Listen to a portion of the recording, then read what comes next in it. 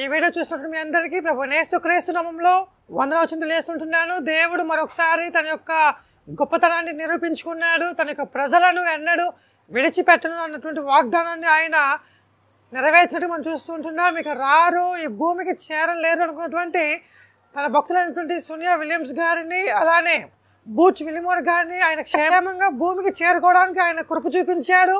వీళ్ళిద్దరూ కూడా పోయిన సంవత్సరం జూన్ నెలలో ఐఎస్ఎస్కి వెళ్ళడం జరిగింది. అక్కడ నుంచి ఇక 8 రోజుల ప్రయాణం కోసం వెళ్ళినటువంటి వీళ్ళు కొన్ని కారణంగా ప్లానింగ్ లేకుండా ఉన్న పలంగా అక్కడ ఉండిపోవాల్సి వచ్చింది. అయితే కనుక వాళ్ళు ఉన్నటువంటి సమయం ఇంచుమించు 9 నెలలు గడిచింది. 9 నెలల తర్వాత వాళ్ళు తిరిగి మరలా ఈ భూమికి చేరుకోవడం జరిగింది.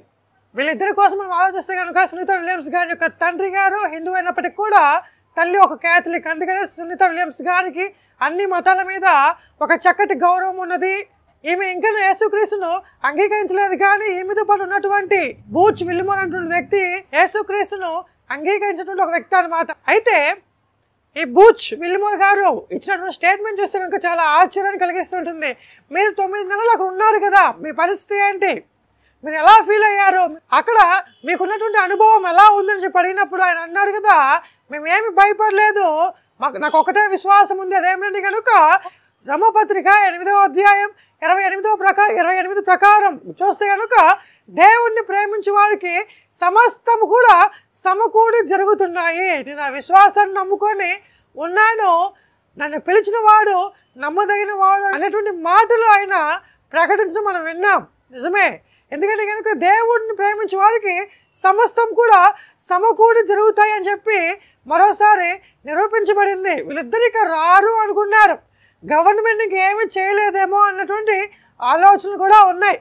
ఈ విధంగా వీళ్ళిద్దరూ 8 రోజుల ప్రయాణం కోసం వెళ్ళి 9 నెలలు అక్కడే ఉండిపోవాల్సి వచ్చింది. 9 నెలలు ఐఎస్ఎస్లో ఉండమంటే అది మామూలు విషయం కాదు. ఐఎస్ఎస్ అంటే కనుక ఇంటర్నేషనల్ స్పేస్ స్టేషన్ అనమాట. అక్కడ ఎక్కువ కాలం ఎవరు ఉండరు. ఒక వ్యక్తి 6 నెలలు ఉంటే చాలా గొప్పతనం అనమాట. అలాంటిది వీళ్ళిద్దరూ కూడా 9 నెలలు అక్కడ ఉండటం జరిగింది. ఎందుకు ఉండిపోయారు, ఏంటి సంగతి అనేది మీకు అందరికీ తెలుసు. కానీ చాలామంది అనుకుంటూ ఉంటారు, ఇంతకుముందు అమెరికాలో ఉన్నటువంటి ప్రభుత్వం వీరిని తీసుకురావడానికి ఏమాత్రం కూడా ఆలోచించలేదన్నమాట. వాళ్ళే వస్తారని చెప్పి నిర్లక్ష్యం చేశారు. నాసాని కూడా చాలామంది దూషించారు.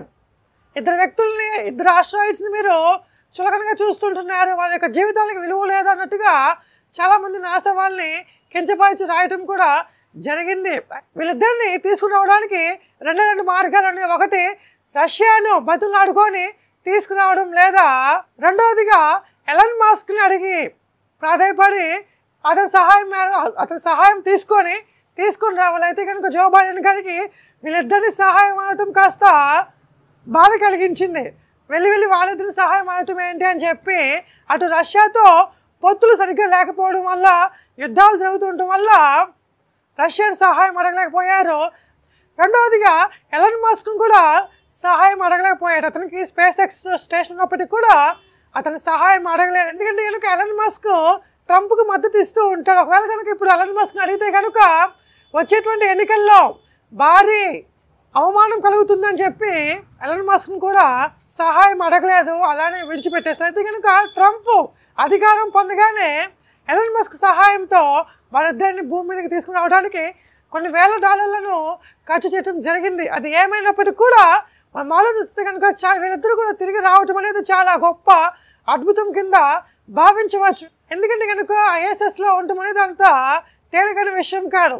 అసలు వీళ్ళు ఎందుకు వెళ్ళవలసి వచ్చిందంటే కనుక మనిషి విశ్వం యొక్క రహస్యాలను తెలుసుకోవాలని చెప్పి ఎంతో ఆరాటపడుతుంటున్నాడు. ఆ క్రమంలోనే అనేక ఉపగ్రహాలను పంపించాడు, చంద్రుని చేరుకున్నాడు, అంగారక గ్రహం మీద ప్రయోగాలు చేస్తుంటున్నాడు. ఈ విధంగా స్పేస్లోకి వెళ్ళాలని చెప్పి ఎంతో అతురపడుతూ ఉంటున్నాడు. అయితే కనుక స్పేస్ అనేది మానవుడు నివసించదగినది కాదనమాట. ఈ భూమి మీద ఉన్నటువంటి వాతావరణం స్పేస్లో ఉండదు. స్పేస్ అంతా కూడా మానవుడికి వ్యతిరేకంగా ఉంటూ ఉంటుంది. అక్కడ 0 గ్రావిటీ ఉంటుంది, గురుత్వాకర్షణ అసలు ఉండదు.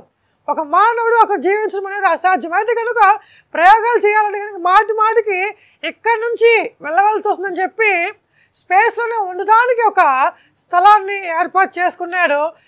దానిని మనము ఇంటర్నేషనల్ స్పేస్ స్టేషన్ అంటున్నాం. అయితే చాలామందికి ఈ స్పేస్ స్టేషన్ ఎలా ఉంటుందో, ఎక్కడ ఉంటుందో, అందులో ఉన్నటువంటి మనుషులు ఎలా ఉంటారో ఏమి తెలియదు కాబట్టి అయితే చాలామంది అనుకుంటూ ఉంటారు కదా, వెళ్ళి రావడం అనేది గొప్ప విశేషం ఏం కాదు. చాలామంది వెళ్ళారు, మళ్ళీ వాళ్ళందరూ తిరిగి వచ్చారు. అందు మాత్రమే కాదు కానీ ఈ సునీత విలియమ్స్ గారు కూడా ఇంతకుముందు 2 సార్లు వెళ్ళి వచ్చారు. వీళ్ళు వెళ్ళి రావడంలో గొప్ప అద్భుతం లేదు అని అనుకుంటూ ఉంటారు. కానీ నిజానికి అందరూ వెళ్ళి రావడం వేరు, వీళ్ళిద్దరూ తిరిగి రావటం అనేది వేరు అనమాట. ఎందుకంటే కనుక మనం స్పేస్ స్టేషన్ కోసం చూస్తే కనుక ఈ స్పేస్ స్టేషన్ అనేది భూమికి 400 కిలోమీటర్ల ఎత్తులో భూమి చుట్టూ తిరుగుతూ ఉంటుంది. గంటకి 28,000 కిలోమీటర్ల వేగంతో భూమి చుట్టూ తిరుగుతూ ఉంటుంది. అంతే కనుక భూమి చుట్టూ తిరగడానికి ఈ స్పేస్ స్టేషన్కి కేవలం 90 నిమిషాలు మాత్రమే పడుతుంటుంది. అంతే కనుక మనకు ఒక రోజుకి ఒక సూర్యోదయం, ఒక సూర్యాస్తమయం చూస్తాం. కానీ ఈ స్పేస్ స్టేషన్లో ఉన్న వారు చూస్తే కనుక రోజుకి 16 సార్లు సూర్యాస్తమయాన్ని, సూర్యోదయాన్ని చూస్తూ ఉంటారు. రోజుకి 16 సార్లు వీళ్ళు భూమి చుట్టూ తిరుగుతూ ఉంటారు.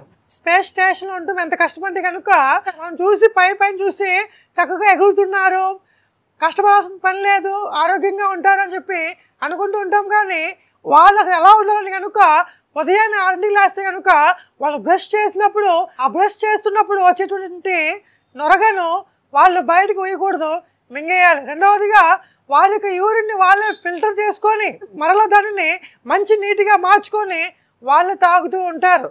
వాళ్ళకి జీవిత విధానం అంతా కూడా చాలా ఘోరంగా ఉంటూ ఉంటుంది.